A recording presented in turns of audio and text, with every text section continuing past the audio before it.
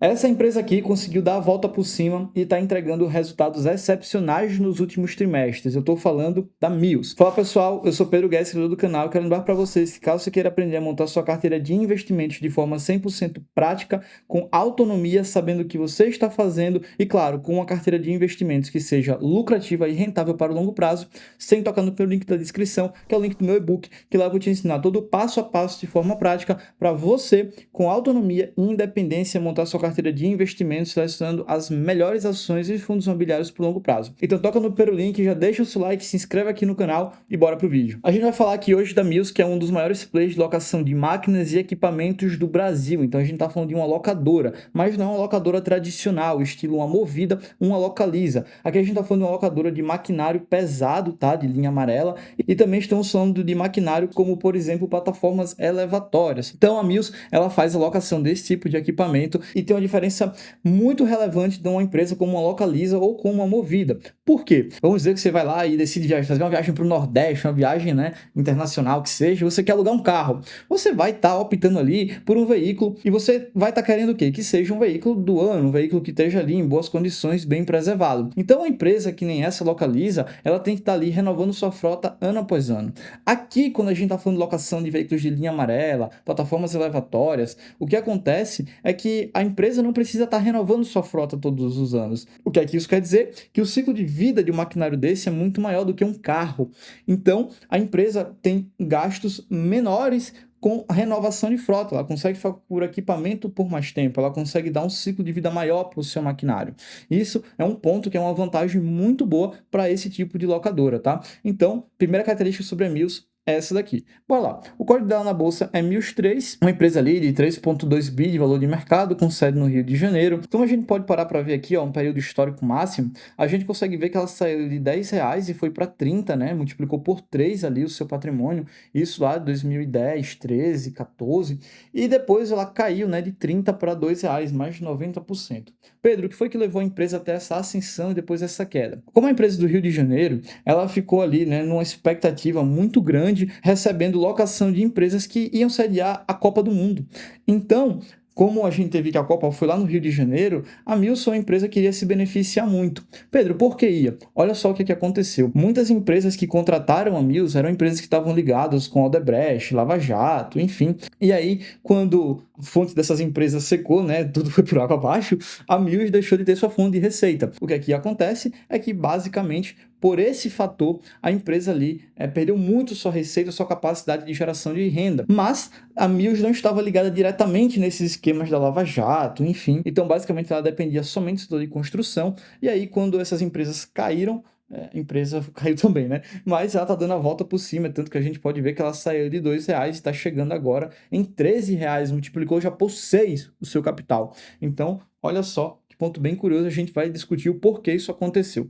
Quando a gente olha os números da empresa, né, a gente consegue ver que ela vem apresentando um crescimento, né, de receita. Se a gente parar para ver lá nos anos de 2013, 14, né, deixa eu abrir mais um pouquinho aqui os balanços anuais. Se a gente abrir em 2012, 13, 14, a gente vê que ela aumentou suas receitas, depois começou a cair muito e depois, né, ela tá voltando a aumentar aos poucos. A gente tem um momento que o EBITDA foi negativo, a gente teve um período ali, ó, 2015 a 2020, que o lucro foi negativo, a empresa não deu lucro. Então, acaba que ela passou por um momento bem complicado nesses anos, mas agora está melhorando muito. Um fato muito curioso quando a gente olha o fluxo de caixa operacional é que, basicamente, a empresa ela está com um fluxo de caixa muito baixo ou negativo. Pedro, é porque a empresa não está gerando caixa operacional?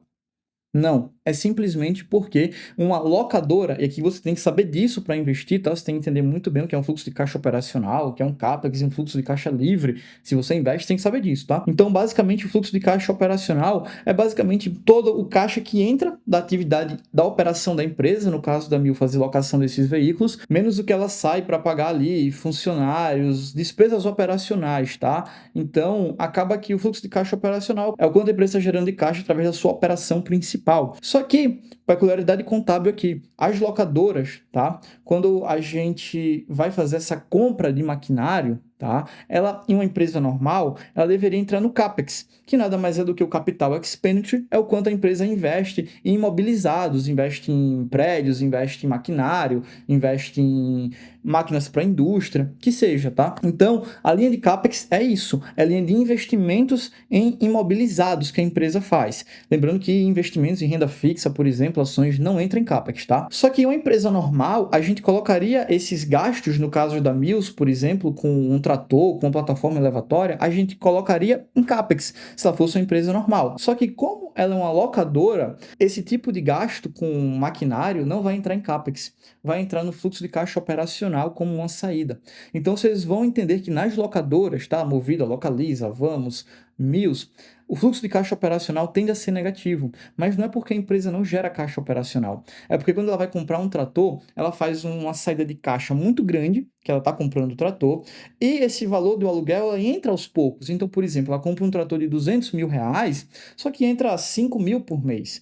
Então, olha só, está saindo muito valor e está entrando pouco valor gradativamente. Então, o que acontece é que, basicamente, ali, a empresa ela tem um fluxo de caixa operacional negativo, tá? Na maioria das vezes. Então, locadora tem essa peculiaridade contábil, tá? Investimento aqui em maquinar, investimento na operação, não entra na locadora no CAPEX, entra no FCO. Então, olhar FCO não é uma das melhores métricas para a gente estar analisando locadora. E, consequentemente, a gente vê que o fluxo de caixa livre, que é o fluxo de caixa menos CAPEX, né? O que normalmente seria o que a empresa tem de caixa operacional menos o quanto ela investe, o que sobra, fluxo de caixa livre, né? O quanto ela gerou de caixa menos o quanto ela investiu, fluxo de caixa livre é o que sobra. Então, perceba que o fluxo de caixa livre não é uma métrica muito boa para a gente analisar a empresa, simplesmente porque o FCO é uma métrica ali que está distorcida nas locadoras. Então, a gente vem aqui, ó, no site da empresa, vamos lá em release de resultado. Então, aqui a gente consegue ver o resultado do quarto trimestre da Mills. Isso aqui é uma plataforma elevatória na direita, maquinário de linha amarela na esquerda. Vamos lá. Resultado recente, empresa, como a gente pode ver, ó, do Rio de Janeiro, mais um ano de crescimento para Mills, fortes resultados em todas as unidades de negócio,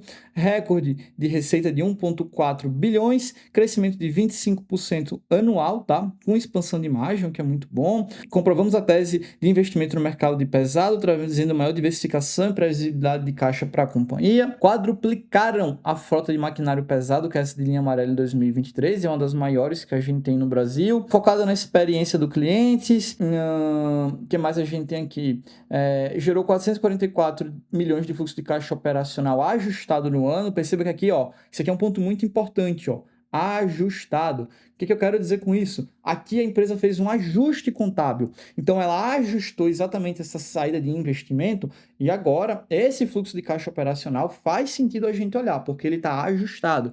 Aquele de lá do Fundamentei, não, tá? Então, aqui a empresa corrigiu a peculiaridade contábil. E teve um EBITDA ali ajustado de 701 milhões, tá? Fizeram um investimento basicamente em CAPEX de aproximadamente 600 milhões para crescimento da companhia. Renovaram todos os contratos pré-existentes da Triangle, nada mais é do que uma empresa que ela foi lá e comprou, ela fez uma aquisição dessa empresa. E também fizeram um cross-sell, né? Então, o que é um cross-sell? Vamos dizer aqui que a Triangle tinha um contrato comigo, a empresa Pedrinho SA. E olha o que acontece, eu alugava da Triangle um caminhão. E aí a Triangle foi comprada pela Mills, e a Mills disse, olha, Pedrinho SA, você aluga da gente aqui um caminhão, né? Olha, a gente tem uma plataforma elevatória, ela pode servir para você. Será que você não quer?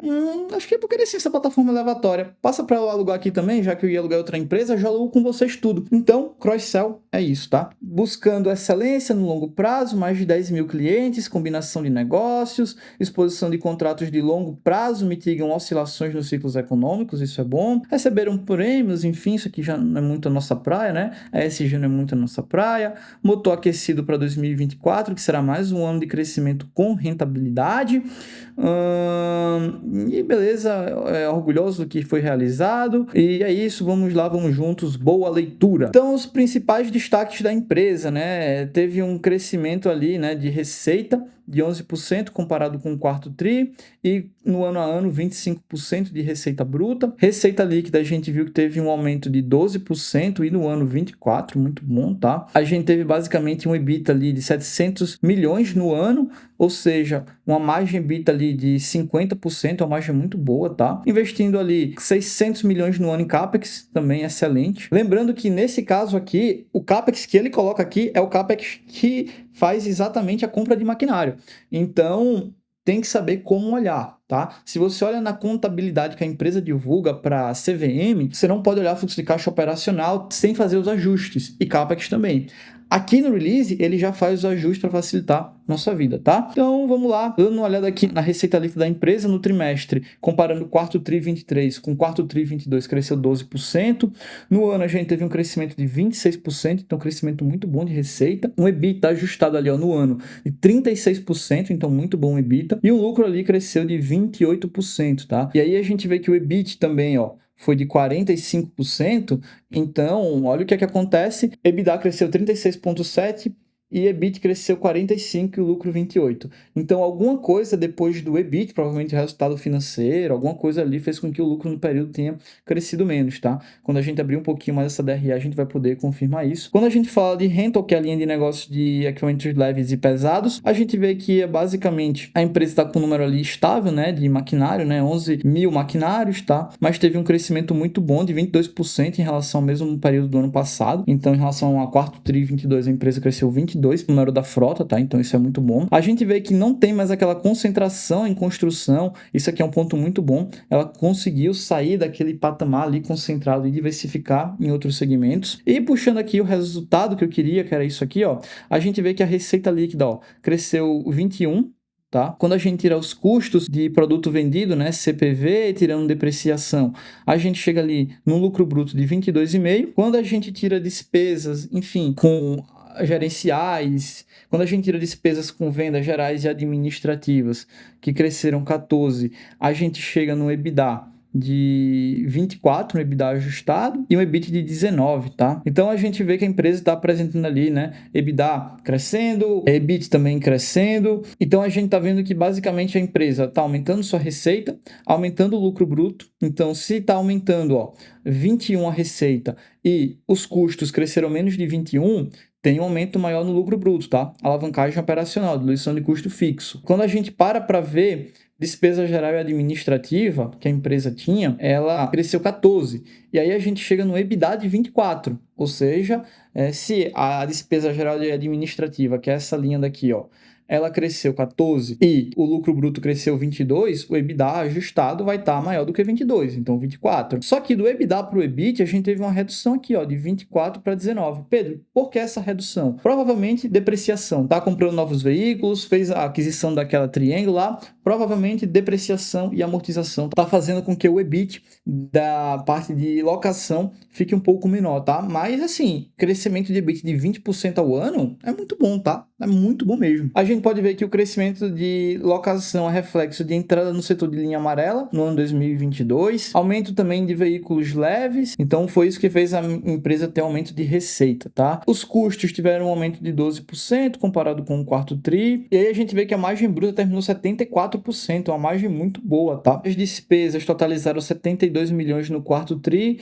versus 81 no quarto tri 22, e aqui a gente comprova isso, né, que as despesas no trimestre caíram 17%, mas a gente viu que no ano cresceu 14%, e teve essa redução de 12% ali no trimestre a trimestre, e os custos foram distribuídos aí da seguinte forma, como ele, enfim, bem explica aí. Então a gente vê que teve essa redução de 10,8 ali, e aí ele fala os ajustes de que foi aqui, tá? E quando a gente chega no EBITDA ajustado, a gente vê que totalizou 150 milhões com margem de 50%, tá? Crescimento de 23% no ano. É muita coisa, tá? E quando a gente fala de formas e escoramentos, JP coloca na tela o que é uma forma e escoramento pra galera olhar, tá? Pra galera ver o que é. A gente vê que tá bem linha, forma e escoramento, bem tranquilo, só que não representa tanto assim da empresa. Basicamente, a maior parte vem para grandes construções, 80%. E aí a gente consegue ver que no ano, a receita da empresa de forma e escoramento deu 230 milhões, contra a receita total de 137, a gente está falando dos 15% da receita inteira, tá?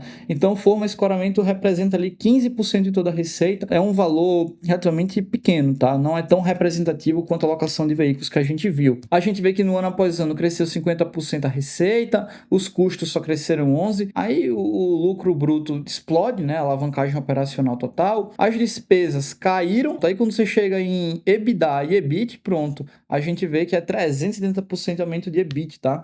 Mas isso aqui é a diluição, basicamente, né, de custo fixo por causa da alavancagem operacional. A alavancagem operacional, para quem não está familiarizado com o termo, é isso. Você tem que a receita cresceu 10 e os custos só cresceram 5, o seu lucro, por exemplo, vai crescer muito mais do que 10, porque a receita cresceu mais que o custo. E quando você pega as linhas de custos que não estão crescendo tanto quanto as receitas, aí basicamente todo o resultado da empresa vai melhorando até o final, se não tiver algo que atrapalhe, tá? Isso é alavancagem operacional, ou seja, a receita cresceu 50, mas o custo foi 11, então o lucro bruto vai para 68. E quando você pega a despesa geral administrativa que reduziu, não foi nem cresceu, reduziu, aí o EBITDA explode, o EBIT também, tá? Isso aqui é alavancagem operacional, beleza?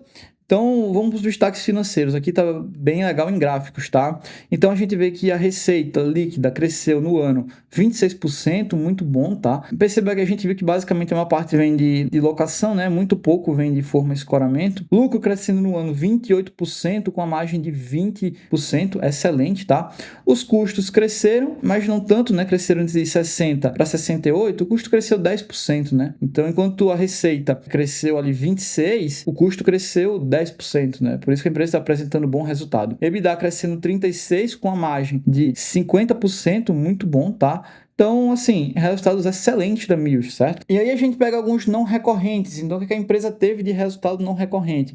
Resultado pequeno, 11 milhões, tá? Ele explica aqui os recorrentes do que foi, ó. Readequação de frota, mudança de filial, projeto de M&A, que é fusão e aquisição, despesas da Mills SI, que é sistema de informática, provavelmente. Então, ó, se a gente parar para ver, principalmente despesas com M&A relacionado àquela aquisição da Triangle que a gente falou, projeto de readequação da frota Fênix, que recuperou máquina, né?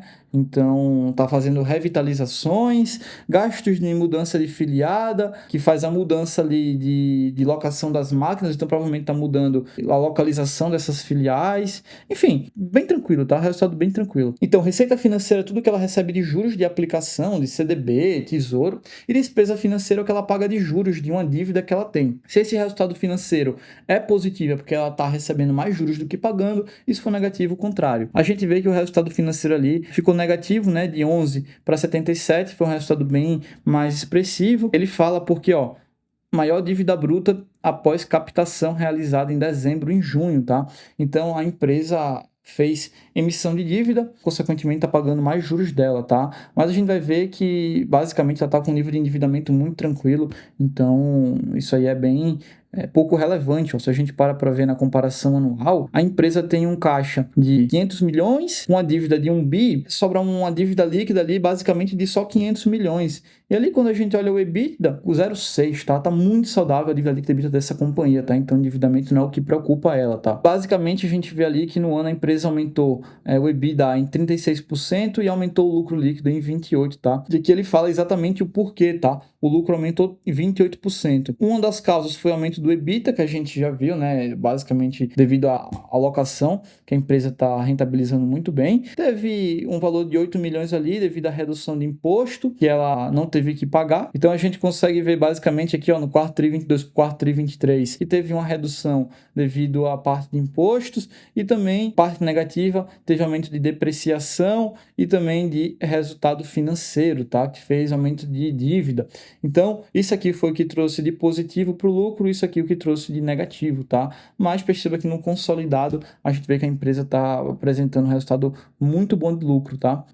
Que mais? Descendo aqui em investimentos, a gente vê que investiu quase 600 milhões, tá? Basicamente tudo foi para alocação, que é o que está dando muito dinheiro para ela no momento, tá? A gente vê que em 2022 teve a fusão e aquisição, né? M&A, investimento. Em 2023, basicamente, quase tudo foi ali para ativos de locação. A empresa ali está investindo bastante também no seu negócio, aqui é muito bom, certo? Fluxo de caixa ajustado, a empresa está gerando ali, ó, 440 milhões de caixa operacional ajustado, tá? Então a gente vê que ela está com uma geração de caixa bem tranquila, tá? Uma geração de caixa positiva, saudável. Lembrando que ele bota aqui, ó, para o fluxo de caixa operacional ajustado, você não considera juros pagos, investimento em locação, juros e variação monetária ativa e passiva líquida. Então, a linha mais importante que eu disse para vocês de locadora é isso aqui, ó, investimento em locação. Ele desconsidera. Então, a gente consegue sim olhar o fluxo de caixa, nesse caso aqui, ajustado, já que no Fundamentei a gente não consegue olhar simplesmente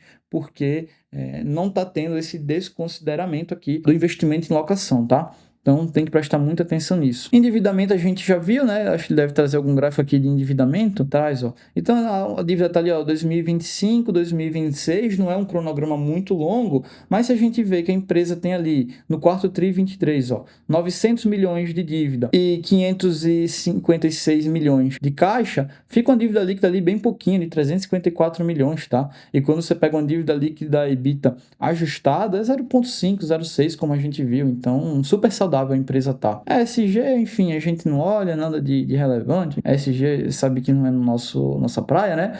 Então, a gente pula, deixa para quem gosta mais, mas acho bem relevante. Enfim, nos dados consolidados, mais uma vez, então, empresa aumentando receita, empresa aumentando lucro bruto. Então, a gente vê que a receita líquida crescendo 26%, os custos crescendo só 23% na comparação ano com ano. Então, a gente vê que o lucro bruto cresceu 27%, as despesas não acompanharam tanto, então a gente vê, ó, que o lucro antes do resultado financeiro cresceu 45%, alavancagem operacional, e aí a gente vê que basicamente a gente teve um resultado financeiro bem maior, né, em termos percentuais, mas em termos nominais não mudou muita coisa. E aí a gente consegue ver que em 2022 o resultado financeiro era 11 milhões negativo, foi para 77. Por isso que esse valor aqui de 548, né, grande aumento percentual. Mas em termos nominal, 60 milhões, muito pouco, tá? E aí, quando a gente desconsidera tudo isso, a gente chega ali basicamente no lucro, ó, de 28% para a empresa na comparação ano após ano. Empresa crescendo no ano, 28% de lucro. Número excelente, tá?